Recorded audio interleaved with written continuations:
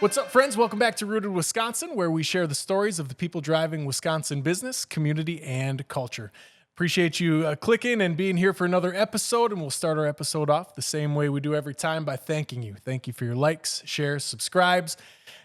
Can't express enough how much we appreciate and are grateful for you being here and taking in the content. We tell these stories for you. We have these conversations for you and are grateful you keep coming back. So thank you for that. You'll see we've got a little new environment here today. We're in the Riverside Pizzeria studios, shaking things up a little bit and getting a little more room for camera shots too, which is also nice. Best pizza in Wisconsin. Got to try it out. Ryan and his entire team do such a great job maintaining really a legacy of Riverside Pizzeria that started in Iron River and is now in Ashwaubenon, probably coming to a neighborhood near you in Wisconsin as well too. So keep your eyes and ears peeled for that. Speaking of coming to new neighborhoods, also our other sponsor is Forward Beverage Corporation, doing really cool stuff in the non-alcoholic drink space in Wisconsin. And based out of Wausau, but they've got a map on their website that you can check out that's turning completely blue with places that you can get their awesome non-alcoholic soft cocktails, social seltzers. You saw Paul a few episodes back on the Rooted Wisconsin podcast. Awesome to hear his journey, and him and Amy are just doing awesome stuff in the NA space, which you know I believe in Wisconsin. So big shout out to them as well. Let's get our next episode started. With all that being said, Dalton Hessel, a.k.a. the Northern Nerd, right? Yes. Thanks for having me on, Brad. Yeah. I appreciate it. Thank you, man. Thank you for coming. I came across your stuff a while back, and then purely by happenstance, I saw an Instagram post with a mutual friend of ours on it. Yeah. And I said, dang. Well, so I commented, and that got the ball rolling, and I'm just really excited to chat about your journey. And we focus on a couple different things here, but passion is often one of them, passion and career. And just by looking at your content, like I can tell that you found a space and a career that you're really passionate about outside of being the Northern Nerd. We'll get to there today too, but kind of wanted to start with that. Being a second grade teacher, is that always what your sights were set on, or did that come later? How did that happen? Yeah, so being a teacher was something that I figured out I wanted to do when I was a senior in high school. Okay. I really kind of had a vision that, I helped out a lot with different youth sports that we had in the area, and then also reflected on the different teachers that I've had in my lifetime. And I wanted to be someone's Mr. Feeney, essentially, like big fan of Boy Meets World growing up and everything. So I was like, wow, he was just a great person that Corey could go to and also his friends could go to seek counsel or things like that. So I wanted to be somebody that the students could look back on and say, wow, that teacher made a difference in my life. So that's why I kind of pursued elementary education. I also saw that there wasn't too many male teachers in elementary ed. I'm the only male elementary teacher in our K through 2 school. Yep. So it kind of gives me an interesting opportunity to be that male role model that some of the students may not have. And so if I can be that and just have that connection with the students, it's going to make their educational experience that much better. So that's kind of why I got into elementary education. Yeah, and that's a part I wanted to chat with you about today, because that's probably an interesting vibe, right? I was a career advisor for a while, and my entire team was females other than me, so I can kind of put myself in those shoes a little bit. Yeah, for sure. But there's a whole nother added layer to that with the parent interaction and all of that stuff around it. So how'd you land on second grade? Was it always elementary age you were thinking about? I was thinking probably like the highest grade level I would go would be 5th grade. I didn't know how I felt about middle school. Like when I was teaching, you do like a short student teaching portion while you're in college, where they put you in either like a early elementary classroom, and then also some like middle school classes, just to see kind of what you want to do. Because my licensure gets me from grades 1 through 8. And so I could teach up until 8th grade if I wanted to. So they put me in an 8th grade English classroom. And as much as I enjoyed like my cooperating teacher and everything like that, I found that middle school is just not for me. Yeah. So then I thought, well, 5th grade would probably be the highest I go, and probably 2nd grade would be the lowest I go, because they're still independent, but also like need you to help them learn and everything like that. So they're not too cool for school just yet. Still have that innocence about them. Mm-hmm. So Yeah, I was helping out back in my hometown of Hayward during my winter breaks from college. And I helped out in the second grade team just because I had a great relationship with my second grade teacher. And it's somebody that I actually work with today, which is pretty cool. Um, and they just let me help out in the second grade classroom while I was on break from college. And I just found that to be a very comfortable space to be in. And there was a teacher as I was going through college that was getting ready to retire, but she said, I'm going to stay here until you graduate. And then I'm going to leave once you graduate. So then hopefully my classroom can be yours kind of deal. And so it just all happened to work out that things fell into place. She retired once I graduated, and I was able to get the job in second grade. It's really a small town story right there. It really is. But there's a ton of value in that, man. There's, I know it when I reflect on my career journey at that age, I had no idea what I wanted to do as a senior in high school. Thought I did, but I had done no self-reflection. I didn't really know what I wanted to do, and it ended up being a terrible fit for me. But there's some real career value in that when you can start to line up the dominoes before you're ready to push them. Like, you could say what you want. Small town, it could have been the biggest city in America. And if you had that connection and, made that impact on other people that was positive, people are willing to open doors for you if they know you want to walk through it. Yeah, definitely. Yeah. That's cool, man. So a couple things in there I want to talk about. One, has to be awesome. I want to dive a little bit deeper into having a previous teacher that's now a colleague. Yeah. That's got to be cool. Yeah, it was really cool. I mean, the first year it took a little while for me to like call her by her first name. I always just want to address her as her teacher name. She's like, "Hey, you can call me Aaron," and I was like, "Okay." Yeah. But now just like teaching alongside her for 6 years, which is just crazy to say. But just the wisdom that she's imparted on me and ways that she's helped me grow as a teacher has just been, priceless. I'd say is. And it's just been great to work alongside her when I had her when I was 8 years old. Yeah, that's so awesome. Yeah, it blows my students' minds when I tell them that, like at the beginning of the year, try to do like a get to know me with the kids and everything. Yep. And I say, well, that teacher down the hall, I had her when I was in second grade. They're like, whoa. Just mind blown. Yeah. That's great. So then when you, did you have a quote unquote backup plan if Hayward didn't work immediately? Getting back there? As far as like where I would go to teach otherwise? Yeah. Probably where I did some of my student teaching in Rice Lake, Wisconsin. Okay. I made some good connections there as well. So yeah, if that was something that just didn't end up working out, probably would have gone to Rice Lake or Eau Claire where I went to college. Okay, nice. So that probably leads me into my next question. A big part of why I started Rooted Wisconsin is to shine a light on how great all of our communities are, whether it be the biggest cities in Wisconsin or rural Wisconsin has a special place in my heart, as well as the UP. We had an episode where I think it was actually Ryan that called Green Bay the capital of the UP, which I think is hilarious. Dude. Yeah. But what made you stay drawn to that as opposed to what we see a lot of in flight away for a little while and then come back later in life? What made you know you wanted to go back to rural Wisconsin? Yeah, I think it was just really the community that I felt. Being a part of something, I don't know, throughout my childhood, we would always be involved in different things that were happening, whether it was big events like the American Birkebeiner or the Lumberjack World Championships, or even smaller stuff like helping coach little league teams or things like that.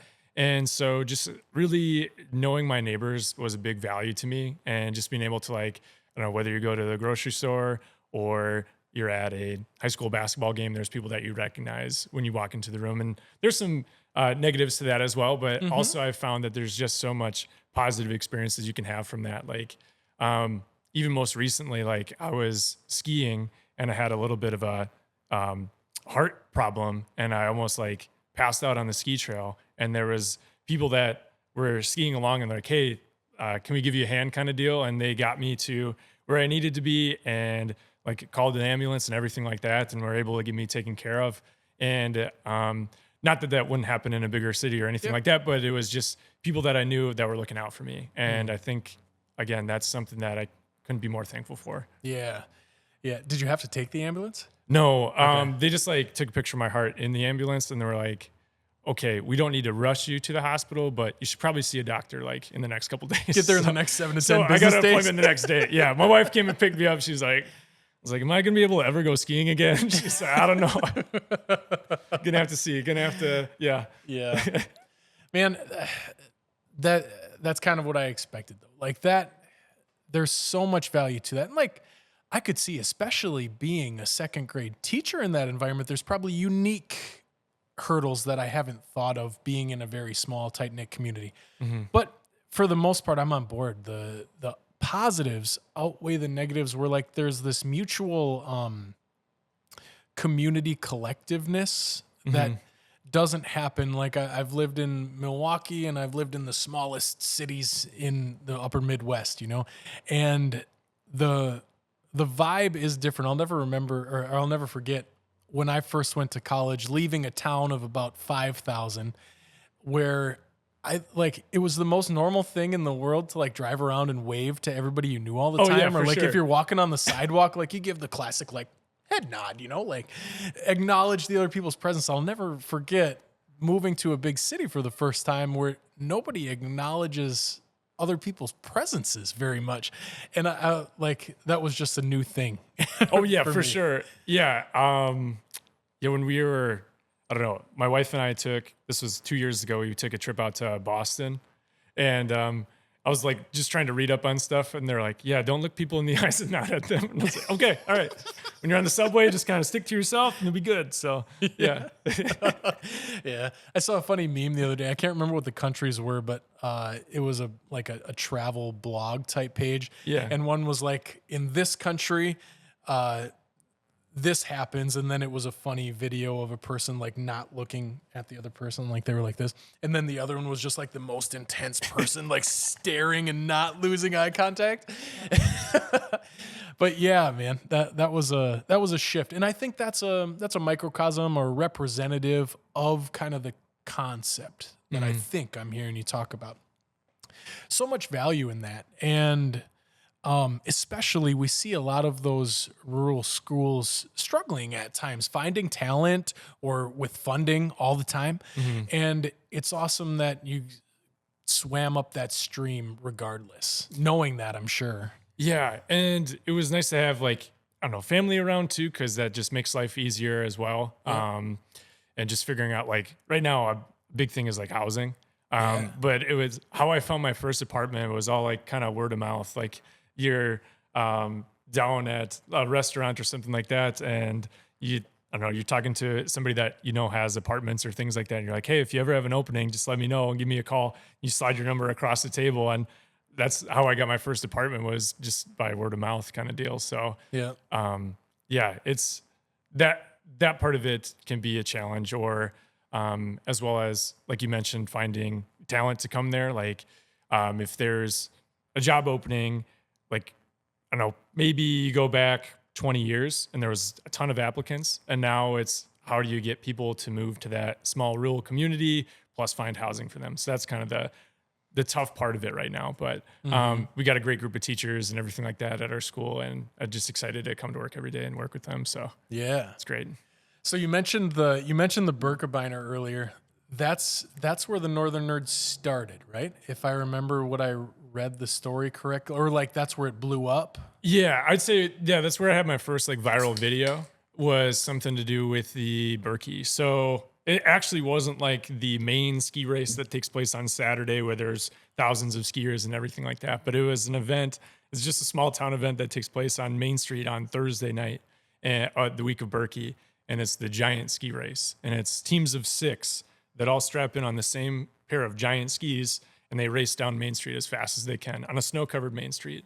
And there's just nothing like it.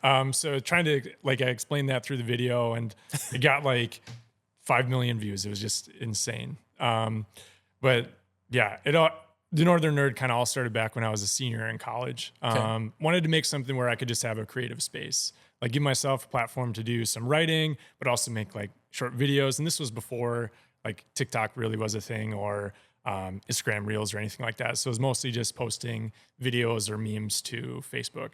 But just also yeah, just having that spot where I could, I don't know, if I had an idea for an article, I could write it and put it out there, and then didn't have to get approved by anyone but myself, and like, I don't know, make sure I did a good job editing it and everything. But yeah, that's kind of where it all began. And yeah, I've been doing it since 2018. Okay. So it started as a creative outlet. Mm-hmm. Okay. Yeah.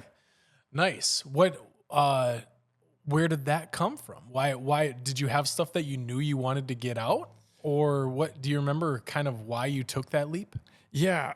So I worked at the campus TV station back in college called TV10. And so I was always interested in making videos. So I worked on the sports show called Blue Nation. But what I would do is I had a segment on there where I did a thing called Unlikely Sports Heroes. So it was like a ESPN 30 for 30, but it was like making sports out of random stuff. So like, oh, this person has made the most paper tosses in a garbage can, and like tell their story of how they got to be famous through that. Or there's another one where it was like the fastest sprinter through campus so he could get to class on time. Like he was never late for class because he was always just sprinting and had the fastest sprint time. Okay. Just weird, quirky stuff like that. So that was kind of my role at the campus TV station, along with broadcasting some of the football and basketball games. Okay. So that's kind of where that started. But I worked on like my high school newspaper, and wrote articles and things like that as well. So I guess like journalism or video production has always been something that I've been interested in. So it was kind of wanted to go into teaching, but also wanted to pursue stuff creatively as well. Mm-hmm. Well, it's fascinating that it came from educational exposure. Yeah. So experiential learning, I think, is so important, and that's a shining example of that. Kind of opposite of your journey, I had no intentions of ever working in education. Didn't know I would, and surprisingly, towards the end of my college time, I needed 2 internships to graduate, and I by happenstance did them at radio stations, and I ended up being in broadcasting for 10 years just because that's what I did. Yeah. I was like, okay, this is what I do. Yep, I'll just keep doing this. Yeah. So, what's up, friends? Beautiful winter day in Wisconsin. We're one perch away from a limit, enjoying a nice forward beverage, nice warm shack. What else can you ask for? Try out some Forward beverages. Check out their website. Grab them wherever they're available near you. I think, and I that's not a singular story, man. I think that happens more than we even know. Where like exposure drives someone to either recognize a strength or just like grow and get better at something to where it's like, okay, well, this snowball's rolling. I'm just going to keep going. Do you think that goes all the way back to second graders? Does it start then? Probably. Yeah. The experimental learning, like whether it's just getting some free time with some blocks and I don't know, trying to build stuff, or a creative writing prompt that you give a student, like, oh, it's a snow day in Hayward. What are you doing? And then they write about that.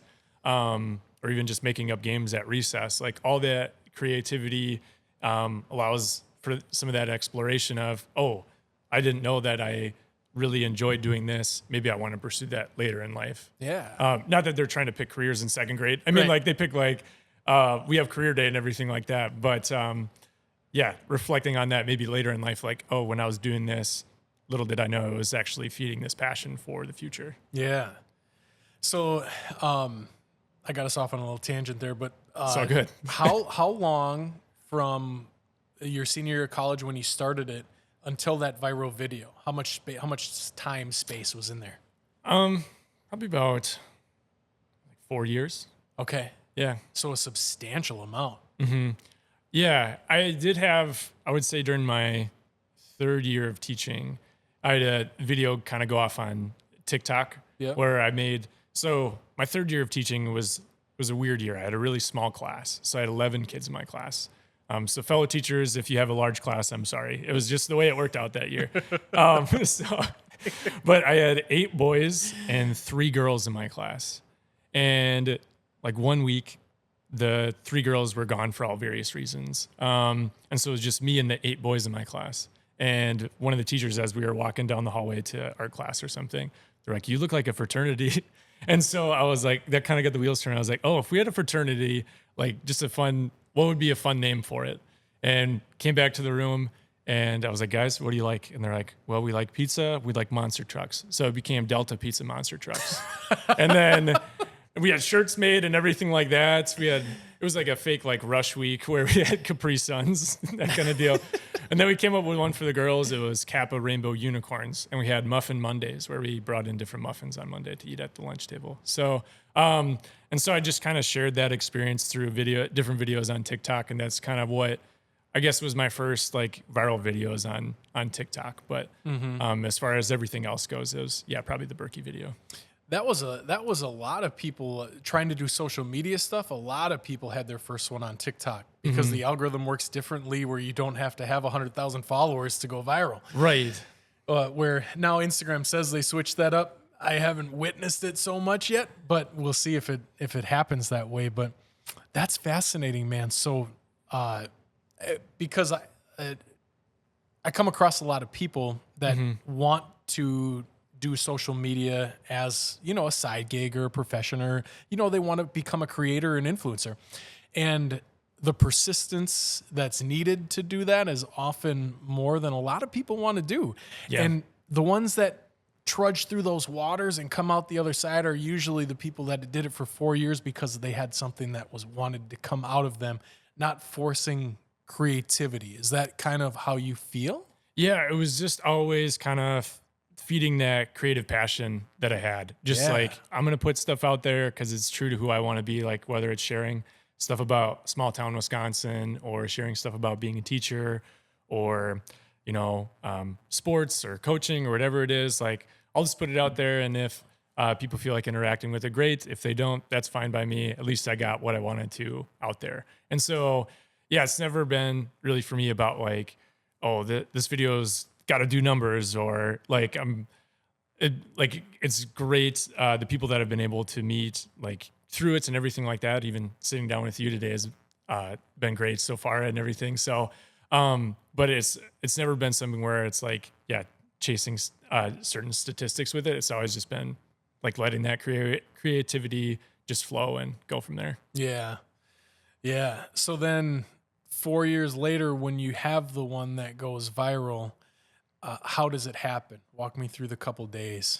Yeah. So it's just like, I don't know, you put it out there, and usually at that time, a lot of videos on my Instagram were getting like maybe a couple thousand views here and there. Yeah. But then this one, it was like notification was just going like crazy. I was like, okay, what's going on here? And then, you just see a bunch of people tagging each other like, oh, we need to try this. We need to come to Hayward. And that's kind of been one of my things too, is like, I want people to come experience Hayward like the way I see it through my eyes. Like, there's a lot of beauty to be found in small town life, and come and see it for yourself and enjoy what our town has to offer. And so it's kind of been a way for me to, try to get people to come experience Hayward and all the events that are there. So if they were able to see one of my videos and say, oh, I want to check that out, then that's just helping promote our area, helping our economy, helping the small business owners that I know. And that just goes a long way. Yeah. And how long ago was that? How long ago was like the viral one? 2 or 3 years ago. Okay. Something like that. So in that time frame, any drawbacks, any things that you've had to like reassess, or things that you had to not do, or, kind of evaluated and maybe got pushback or whatever? Nothing too crazy. I always try to like, whatever I put out there, I always want to say like, okay, I can support this. Like if I put something out there, it's something that I'm proud of, something that, I can say that it was right to put out there, not have to like defend it or things like that. Like representative of you holistically. Yeah, exactly. So there hasn't been too much pushback. I guess like, I don't know, so I do like my Packers spelling test videos and stuff like that. And, the whole reason that I'm in Green Bay right now is because one of my students is going to his first Packer game. And, so I started doing that like 2 years ago. Just did weekly Packers spelling tests. Like on a Friday, we had like an extra 10 minutes to do a Packers spelling test with different Packers players' names and things. And, so if they got all 5 Packer players right, I would buy tickets for them to go to a Packers game kind of deal. I always made the fifth one like super hard. So there's a reason why this is my first student in 2 years that's gone to a game. Like not just every week am I sending a student. And so, yeah, this year I just had my first student get them all correct and everything. And as I've been posting like the videos, so I'll post like every Friday afternoon, I would post the video of my students getting the different words and things like that, and how my students did on the test. So having their results and everything. And so people would comment like, hey, let us know if there's a student that ever gets it, we'd love to help like send them to the game and everything like that. And so when a student finally did, I said, hey, we finally got a student that reached all five of the words correct and want to send them to a game. If you'd like to help, here's my Venmo kind of deal. And some people who haven't been following me for a while, here's the downside of TikTok with like not as many people having to follow you first. They just see like this video and they're like, oh, this is Scott's Tots 2.0. Like he promised a game, but he can't like buy tickets to the game. And I was like, no, this backfired so bad. Scott's Tots is a great reference. It is. It is. Like, I appreciate it. It was a good burn. But at the same time, that's not what I was going for. So, I mean, I was going to send him to the game regardless. But because people were asking, like, hey, how they could help out, I just wanted to put that out there, too.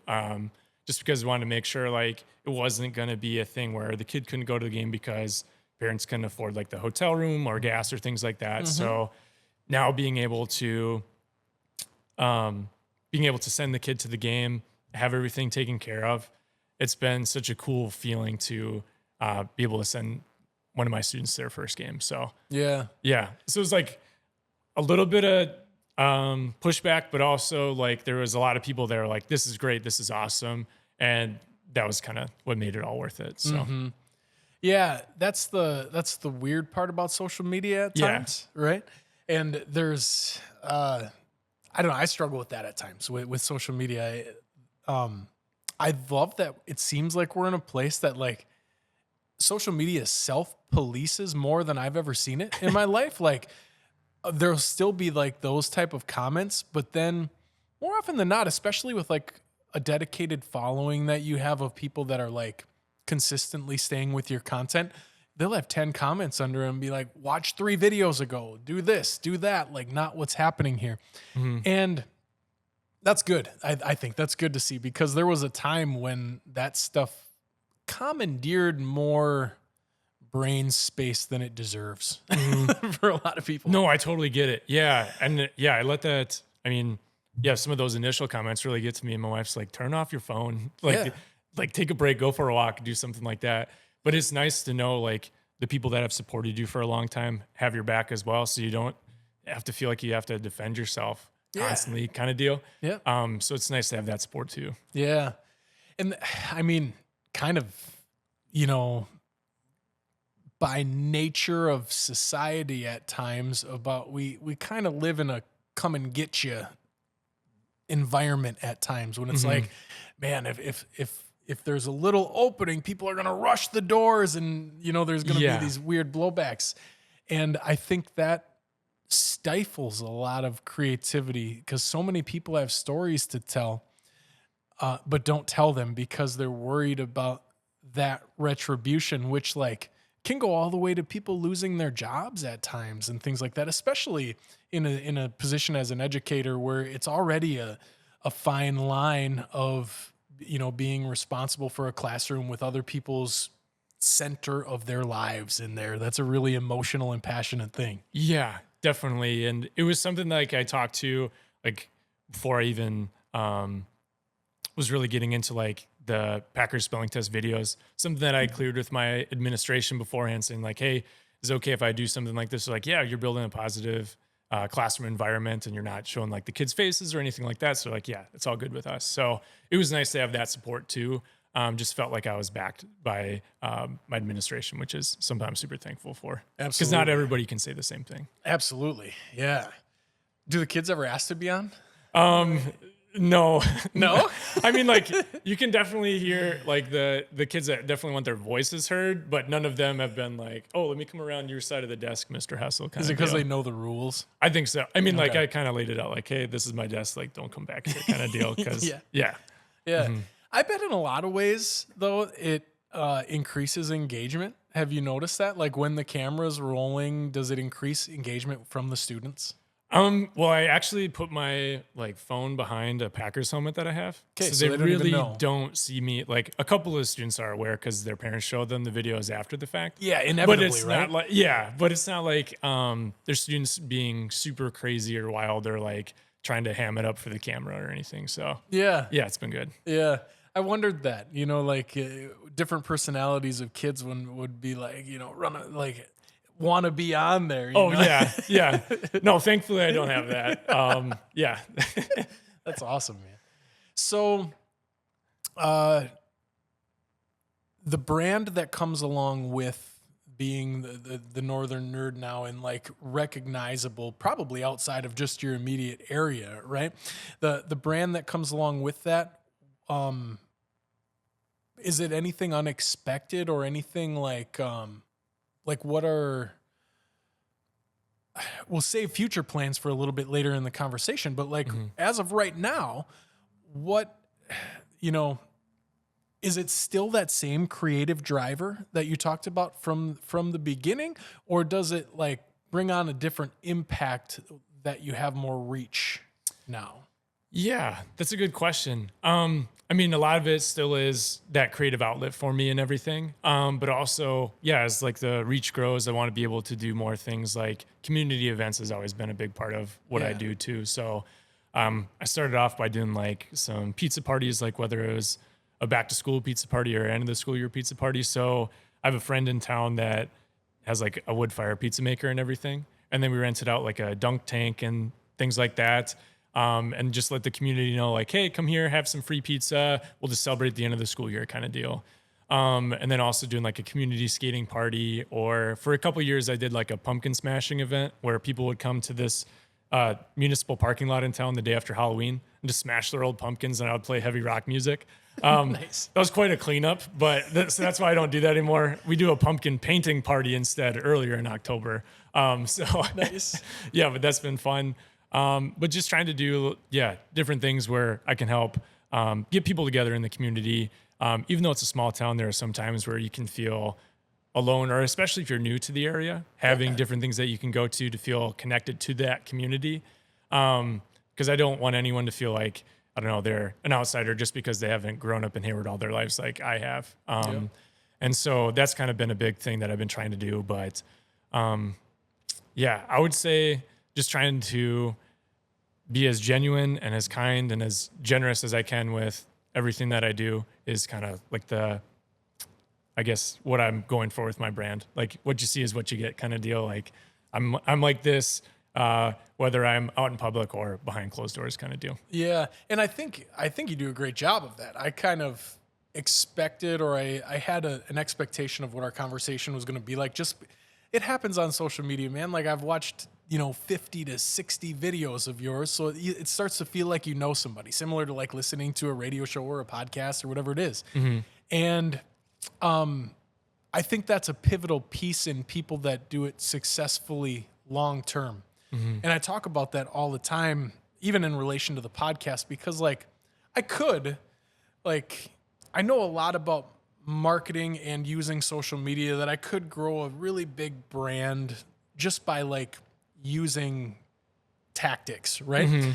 But like that's nobody's invested in that, and it's not what I want to do, and it's not what makes my wheels turn. I'd rather trudge for 4 years making this podcast with valuable conversations that, I get 10 new subscribers a month, 15 new subscribers a month, but they're people that are invested in our conversations and our messages, as opposed to the clickbait virality of like, this is super funny, but like the underlying message doesn't go further than that. You know what I'm getting at? Right. Yeah. People, there's value in the stories that you share and the story that you're telling throughout your content. Yeah. Like if people were to look back at like one of your first videos and they're still seeing the same person throughout your videos, like that's just showing like the consistency of the story that you're trying to share. Yeah. Yeah. I see so much value in that.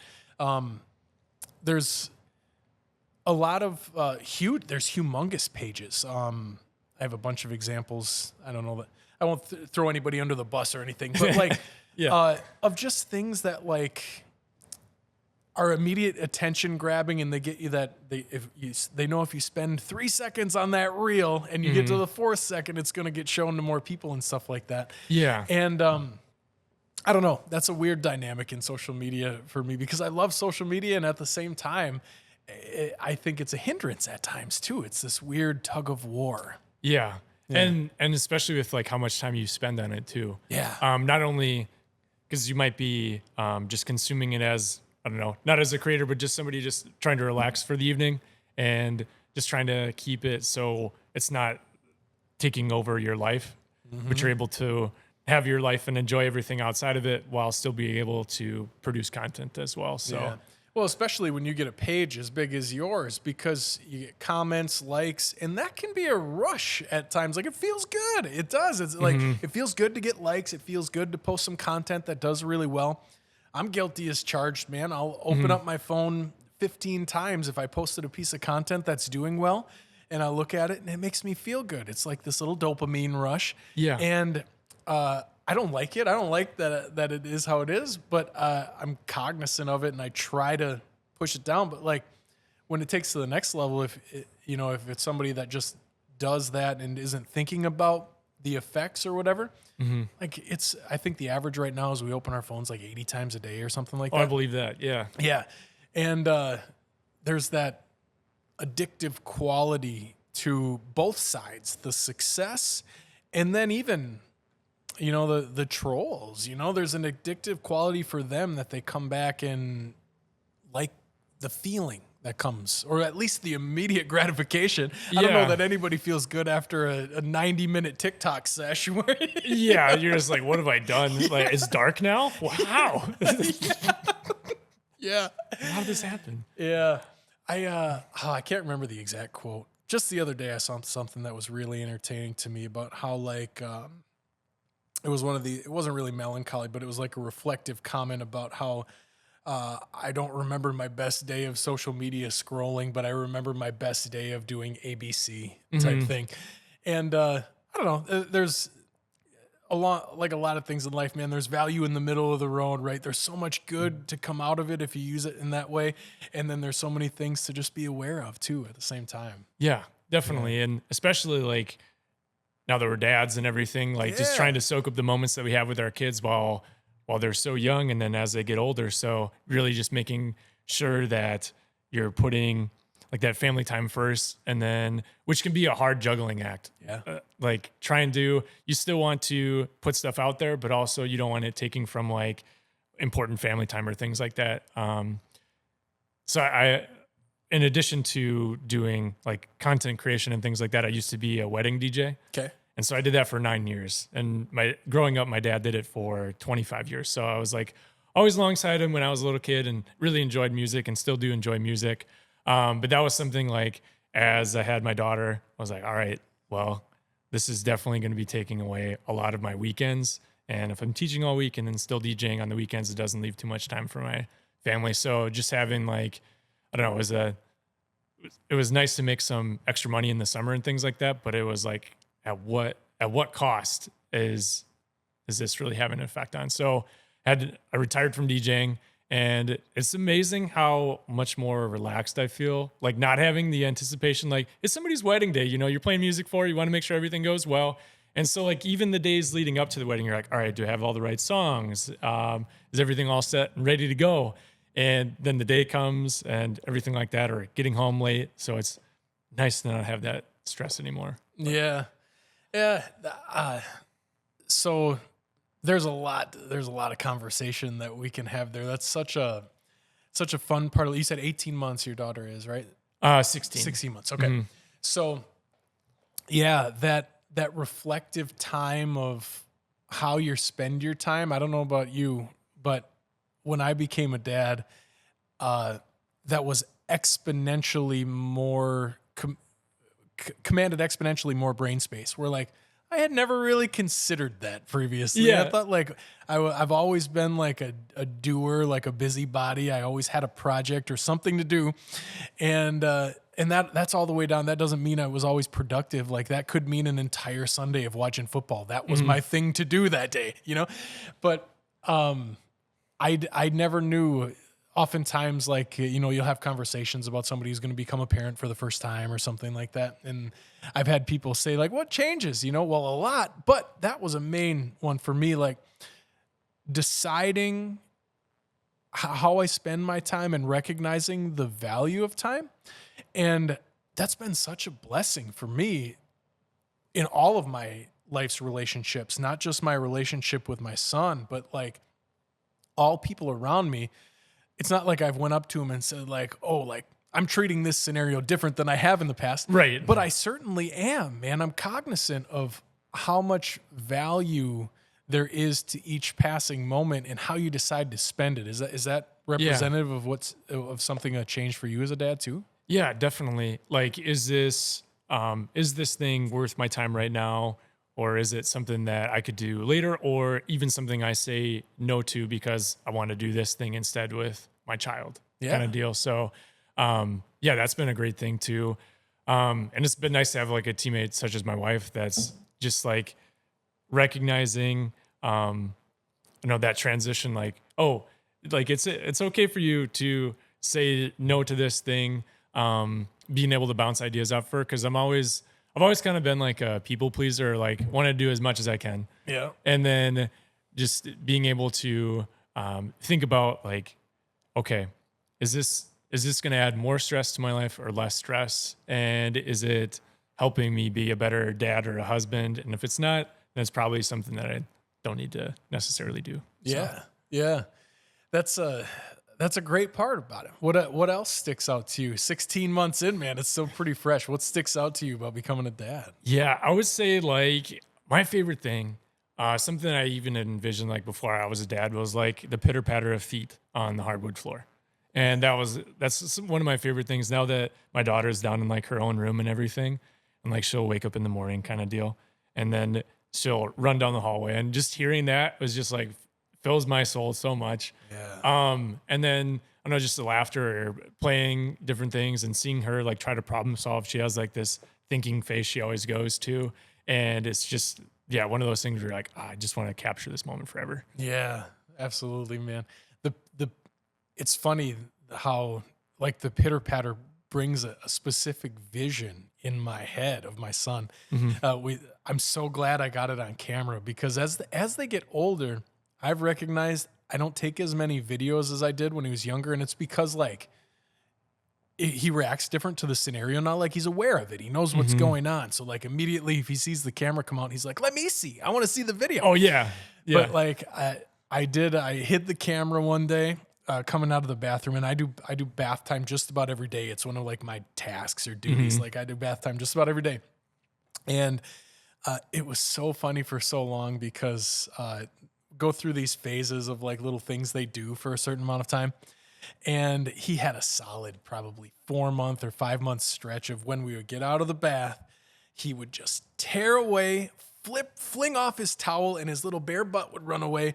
And I would tell him to yell to my wife, Mama, 1 minute warning, I'm coming. But it really was like a 1 second warning. And then he would run as fast as he could. And I'll always be able to hear the footsteps, the tick, tick, tick, tick, tick. Yes. And he'd yell 1 minute warning. And I got the video one day, and I know that in 20 years, that's when I'm going to look on and be like, dang, that's one of the things that makes it happen. So it's weird how, just hearing you say that brings this vivid picture in my mind. And I think that's what embodies becoming a parent is. There's really no way to describe it. Right. It's just, it moves you like nothing else in life has. Yeah. I find myself like crying at more movies now than I have before. And I was like, I wasn't like this before. Like my wife was like, I've seen you cry like once before we had a child. And now it's like, we're watching like a sad Disney movie or something. It was like The Fox and the Hound. I'm like, oh my gosh. I don't know. Stuff hits you different. Yeah, I don't know, man. That's one of the things that changes too. It puts you like, I don't know if a character's going through something where like they have a child or something involved and you're like, oh, I feel that as a parent now. Mm-hmm. Yeah, it's crazy. Yeah, I completely agree. I've always been comfortable with my emotions. Like I'm kind of an emotional guy. So at times, like I cry, I'm okay with crying. Yeah. but it definitely happens more. Now, there's no doubt about that. I can't even remember what we were talking about. It was like our son had went to bed already, and it was just my wife and I sitting on the couch. And somehow we got on the topic of like vivid memories, kind of what we were just talking about. And I can't even remember how we got there, but she was asking me like, we were kind of exchanging vivid memories. And one that popped into my mind was her, like, as we got married, like, as I saw her face, like, I'll never forget that. Yeah. And I started, like, uncontrollably crying, and she thought something was wrong. And she's like, "What's wrong? Oh, my God." And it was like, I'm like, I don't know. It's a happy moment. Like, I'm happy right now. Yeah, sentimental. Yeah. And like that wouldn't have happened, I don't think, before we had our son. So I don't know if it must switch something in maybe the male brain to, soften a callus or whatever. But yeah, I don't know. Yeah, I think like seeing my wife go through like the pain of delivering a child, dude. like that'll change you. Like you're just like, oh my gosh, you feel like it. You don't want to say the wrong thing, so you don't say anything, or you're like, I'm here for you, and hold their hand kind of deal. But like, yeah, witnessing my wife go through that was like all the respect in the world to you. Like, yep. Let me know what you need. Yeah, exactly. I'll take out the trash. I'll do it. I see you go through that. I don't want to do that. I'll take out the trash. I'll do the dishes. Make sure that's done. Yeah. It's funny. I didn't. I never really, I wasn't cognizant, or I didn't reflect on the increased emotions, but yeah, that's certainly true for me too. It's, but it's so good, man. Like it makes it worth it. That's what we live for. Like those feelings of whether it's the uber positives or sometimes the ultimate negatives that come with life. Like, that whole ride is, I think, why we're on the journey to ride that wave. Yeah. So I don't know. I like feeling hard. Yeah, definitely. Yeah. That's cool, man. So, that'd be an interesting thing to talk about. Going through that adjustment of becoming a dad, did it alter or shift how you approach the classroom? Oh, 100%. Yeah. Just being able to try to reflect on even having conversation with parents during parent-teacher conferences, like, seeing it from a parent's point of view. Yeah. Like, not that I didn't try to do that before, but I mean, I'm still a pretty young teacher at 29 years old. So having it was weird for me my first couple conference nights, because I was like 23 at the time, talking to a parent about their child, and maybe the parent was like 30 or 31. And so, yeah, it just felt like I didn't have as much confidence or anything like that. But now that I'm a little bit more seasoned as a teacher, it's definitely changed how maybe you approach different situations, whether it's like behavioral things that happen in the classroom, how you talk to a student out in the hallway, like from a little more understand like how you talk maybe to your child. Not that my 16-month-old really exactly knows what I'm talking about right now, but still like trying to have like conversations with her about different things. So it totally changes your approach and how you go about teaching and how you handle different situations. Yeah, I bet, man. Yeah. It's one of the biggest things for me was I didn't know how much I could love another human. Yeah, exactly. And that gives me so much empathy for other parents, because like, I don't think there's a way to, like, don't get me wrong. I love my wife more than anything in the world, but it's like this feeling of, it's incomparable of how much you just want to protect this thing. And like make sure it has like a confident, successful path forward. And I don't know, I could just see like how that could shift the conversations with parents even more from a place of like empathy. Like, I get it. Like, I get why tensions are high right now. Like, this is the most important thing in your entire world. Yeah. Yeah, that's definitely. wild, man. That's wild. Again, so valuable though. Like, I don't know. for me, it changed, positively impacted my life in so many different ways. I could go on and on. It's cool, man. It's just the best. Yeah. Yeah, I'm looking forward to family trips that we take as she gets a little bit older and things like that. Even when she was 2 months old, we took her out to Colorado because both my wife and I were on leave Did you at the fly time. or drive? We flew out. Okay. Which thankfully, like if we were trying to fly with her now, I think it'd be more difficult. But because she was 2 months old, we gave her a bottle of milk. She fell asleep on the flight, and all was well. It was also a short flight, so that was good. But we took her hiking, took her to like an NHL hockey game, and just got after it. So I think like we're never gonna shy away. We always want to include her in stuff, and so I think that was one thing that was really important for us. Starting out was like, all right, well, if we're going somewhere, let's try to bring her if we can, kind of deal. So yeah, that's what we do too. If we're going, he's coming. Yep. and if not, like one of us goes. Like like last night I got a chance to go to a really cool event that my wife always would have come with me, but it's like okay, it wasn't a kid event, Right. really. So I'm flying solo and you're solo at home, which is kind of a bummer at times, but at the same time, it's like that's the sacrifice part of it. The other side. We didn't take advantage being first time parents. We didn't take advantage of the infant stage as well as you can. Like, they're flexible. Like if they're hungry and napped, they'll do whatever. I agree. Now with a 3-year-old, flying with him right now would be a challenge. I'll take the 20-hour road trip, which might still be quite an undertaking, but I don't know. Like, spare me the looks from the people across the aisle in the plane. Yeah. Like, I think one of the most comforting things that you can have experiences as a dad is like you're going through it and then another dad's going through it and you just like nod to each other like, we're in this together, brother. This is it. Like, we got this. We could do it. We're not alone. Yeah. Like seeing another parent with a child on an airplane, you're like, all right, we're not the only baby. Yeah. So if ours goes haywire and theirs goes haywire, we're all good. It's funny you say that, man. Kind of what you're in town for, visiting a college friend and stuff, and doing some other things too. We've taken a couple of trips by some of my good college friends with similar aged children, and that feeling in conversation is awesome. People who, pre-kid knew you really well, and then you have that feeling with them where like there's 2 tantrums going on, and there's something, and you're all just like, this is it. This man. is life now. Yeah. Yep. We've just accepted it. Yeah. That's great, man. Well, that was a cool tangent to get off of. Yeah, definitely. How do you come up with all your ideas? Like, do they come pretty free flowing, or do you have to work to plan them? I would say I always just like if an idea comes to me, I'll try to write it down, whether it's on like a scrap sheet of paper or writing in my phone notes.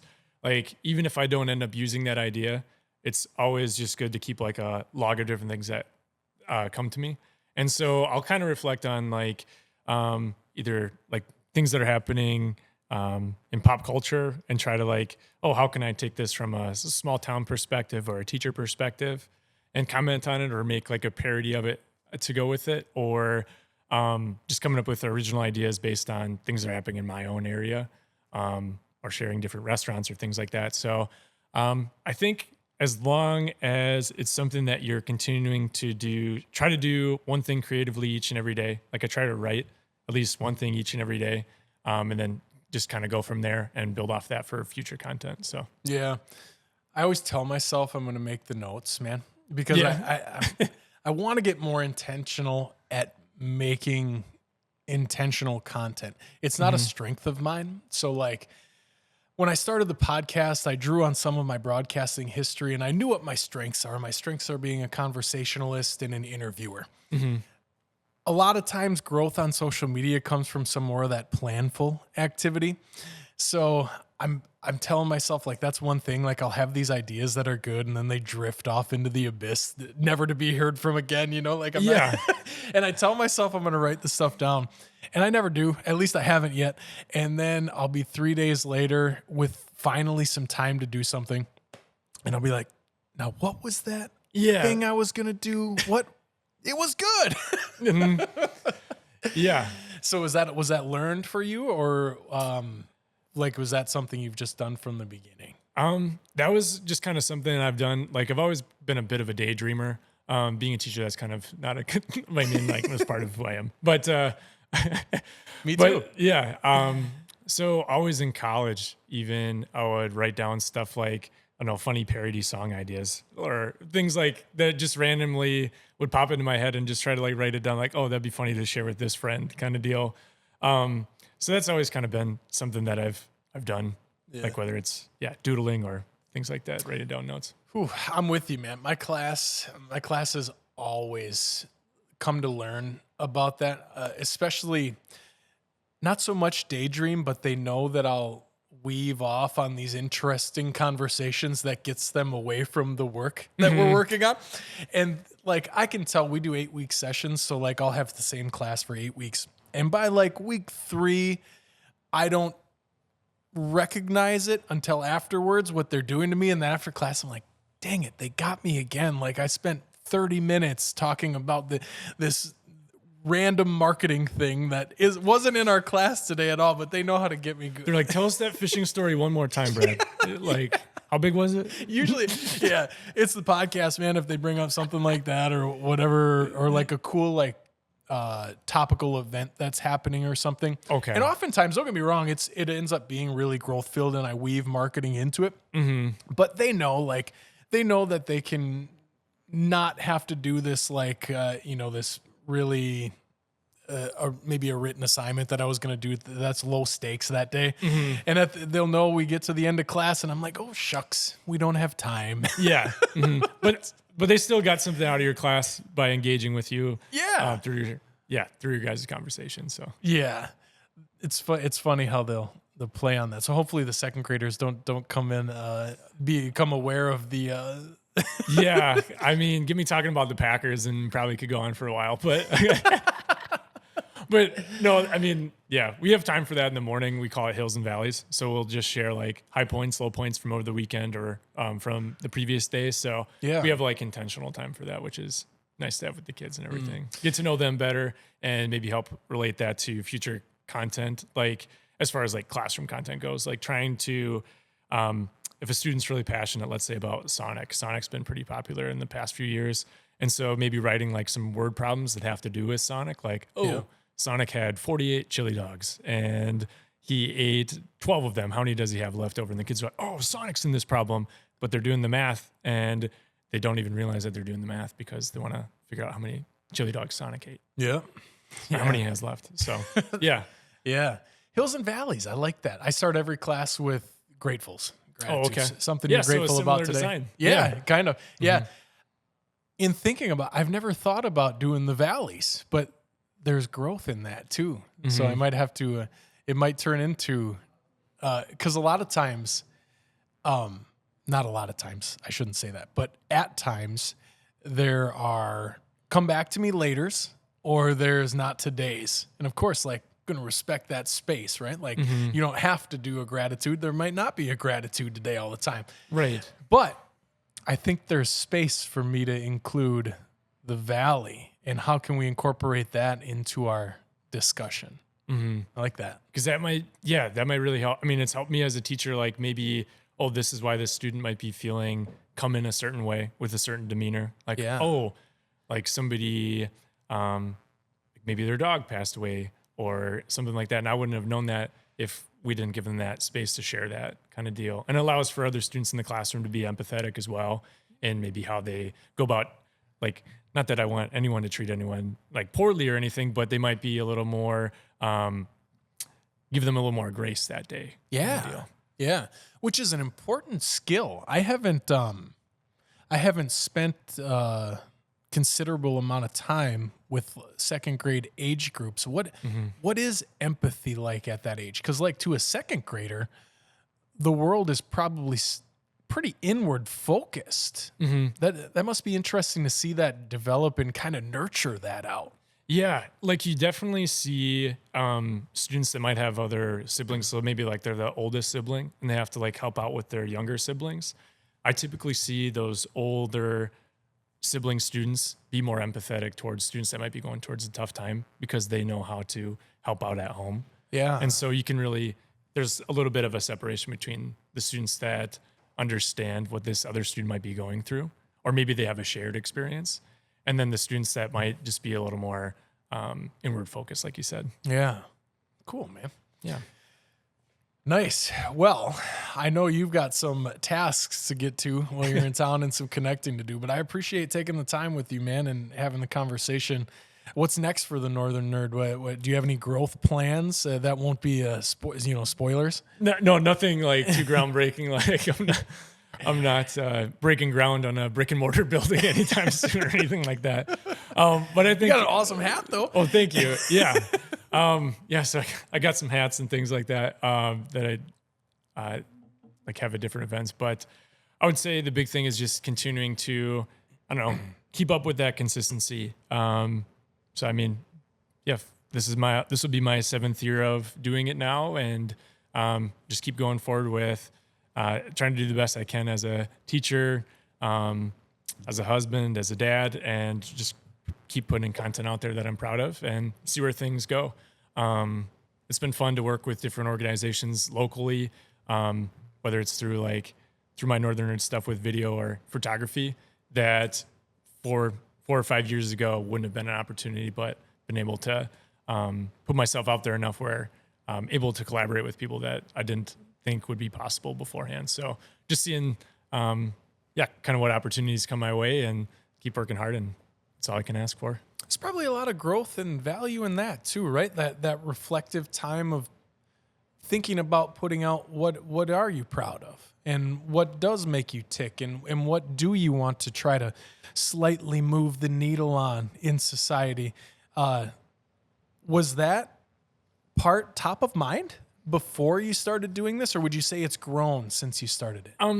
I'd say it's grown since I've started doing it. Okay. But it's always kind of been like, what do you want to put out there? How do you want to change the world in a positive way? So I really try to put out content that is positive. I don't you'll never see me putting out something that's ripping on somebody or anything like that. Or even again, going back to the trolls, you'll never see me being a troll on somebody else's stuff. That's just not who I am as a person. I often wonder who they are because I don't know anybody. Yeah. And so I don't try to go in that headspace often because it's a dangerous place to be. So, but just trying to, leave the world better than I found it. Yeah. Awesome, man. Thanks for taking the time, Dalton. Yeah. Thanks for having me on. Absolutely.